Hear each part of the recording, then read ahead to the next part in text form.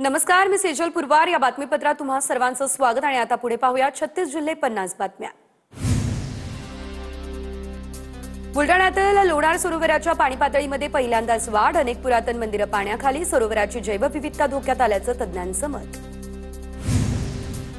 नांदेड शहराजवळून वाहणाऱ्या आसना नदीला पूर. नदीकाठच्या शेतात पाणी शिरलं. पिकांचं मोठं नुकसान. तातडीने नुकसान भरपाई देण्याची शेतकऱ्यांची मागणी.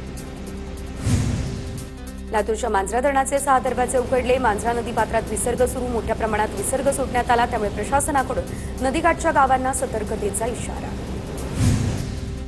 धुळ्याच्या शिरपूर तहसील कार्यालय परिसराला तलावाचं स्वरूप. मुसळधार पावसामुळे कार्यालयाच्या पटांगणामध्ये पाणी साचलं.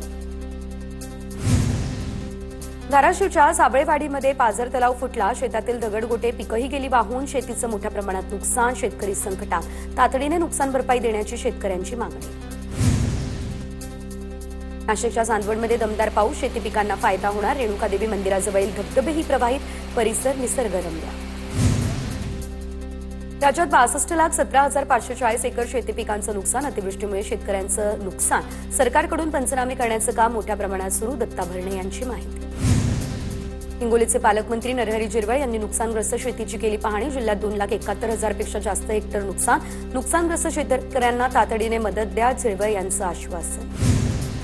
वाशिम जिल्ह्यात मुसळधार पावसामुळे शेतकऱ्यांचं मोठं नुकसान. उमरा या परिसरातील शेती पाण्याखाली. शेतकऱ्यांकडून मदतीची मागणी. परभणीच्या पूर्णा तालुक्यामध्ये एकाच रात्री 98 मिलीमीटर पावसाची नोंद. सोयाबीन पिकाचं मोठं नुकसान. प्रशासनाकडून प्रत्यक्षात पंचनामे न झाल्याची तक्रार. बीडच्या केजमधील धारूर चौकामध्ये ओबीसी हक्क आणि अधिकार बचाव मोर्चा. आरक्षणावरून ओबीसी समाज आक्रमक. छत्रपती संभाजीनगरमध्ये बंजारा समाजाचा भव्य मोर्चा. हैदराबाद गॅझेटनुसार एसटी प्रवर्गातून आरक्षणासाठी बंजारा समाज आक्रमक. हिंगोलीमध्ये देखील बंजारा समाजाचा भव्य मोर्चा. एसटी प्रवर्गातून आरक्षण देण्याच्या मागणीसाठी बंजारा समाज आक्रमक. धुळ्यात आदिवासी समाजाचा विराट आक्रोश मोर्चा. हजारो आदिवासी बांधव मोर्चात सहभागी. बंजारा समाजाला अनुसूचित जमातीतून आरक्षण देण्यास विरोध. अकोल्यात 5 दिवसांपासून मराठा आरक्षणाविरोधात ओबीसी आंदोलकांचं उपोषण. प्रकाश आंबेडकर यांनी घेतली ओबीसी आंदोलकांची भेट.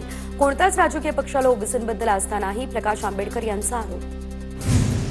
कर्जतमध्ये खड्डेमय रस्त्यांवरून मनसेचं भीक मागो आंदोलन. यावेळेस मनसे कार्यकर्त्यांनी प्रवाशांकडून प्रतिकात्मक भीक मागून जमा केलेली रक्कम थेट मुख्यमंत्री निधीमध्ये केली जमा. पुण्यात वालचंदनगर जंक्शन रस्त्याच्या दुरुस्तीसाठी भाजपचं आंदोलन. इंदापूर तालुका उपाध्यक्ष सत्यजित रणवरे यांचं निवेदन. वारंवार तक्रार करूनही दखल न घेतल्याचा आरोप. कांद्याच्या दरात सातत्यानं होतीये घसरण. याविरोधात नाशिकच्या देवळामध्ये मोरया प्रतिष्ठान आणि शेतकऱ्यांचे ढोल बजाव आंदोलन. आंदोलकांकडून पाचकंदील चौकामध्ये ढोल वाजवत ट्रॅक्टरभर मोफत कांदा वाटप करत अनोखा आंदोलन. कोल्हापूर महानगरपालिकेवरती नागरिकांचा मोर्चा. एसटीपी प्रकल्प रद्द करण्याच्या मागणीसाठी नागरिकांचं ठिय्या आंदोलन. नागरिकांकडून महानगरपालिका अधिकाऱ्यांविरोधात जोरदार घोषणाबाजी. धुळे शहरात डीजे चालक आणि मालकांचा भव्य मोर्चा. डीजेला विविध कार्यक्रमात वाजवण्यास परवानगी देण्याच्या मागणीसाठी डीजे चालक मालक आक्रमक. परभणीच्या वसमत महामार्गावर स्वाभिमानी शेतकरी संघटनेकडून रास्ता रोको. अतिवृष्टीच्या नुकसानीपोटी सरकारकडून तुटपुंजी मदत मिळत असल्याचा आरोप. नांदेडमध्ये पावसामुळे हतबल झालेल्या शेतकऱ्यांची गोदावरी नदीपात्रात उडी घेत आत्महत्येचा प्रयत्न. गावकऱ्यांनी पुराच्या पाण्यात उडी घेऊन शेतकऱ्यांचा जीव वाचवला. काल शेतकऱ्यांना व्हिडिओ करून आत्मदहनाचा दिला होता इशारा.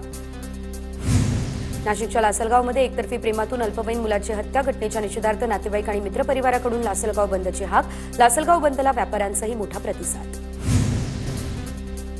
नाशिकच्या मालेगाव शहरातील पाणीपुरवठा 2 दिवसांपासून विस्कळीत. जलवाहिनी दुरुस्तीचं काम अंतिम टप्प्यात. पाण्यासाठी नागरिकांचे हाल.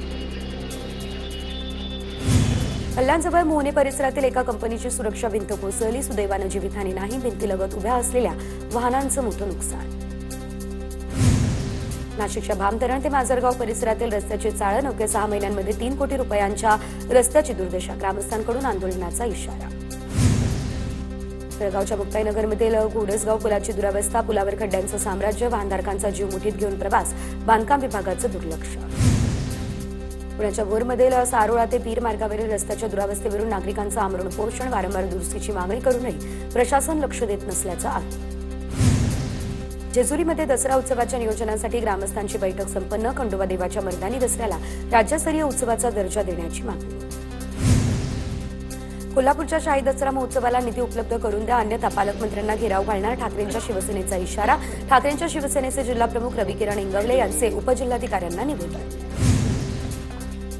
महाराष्ट्र राज्य वन विभागाकडून कोल्हापूरमध्ये रानभाज्या महोत्सवाचं आयोजन. या महोत्सवामध्ये कोल्हापूरच्या डोंगरदऱ्यातील 250 महिलांचा सहभाग.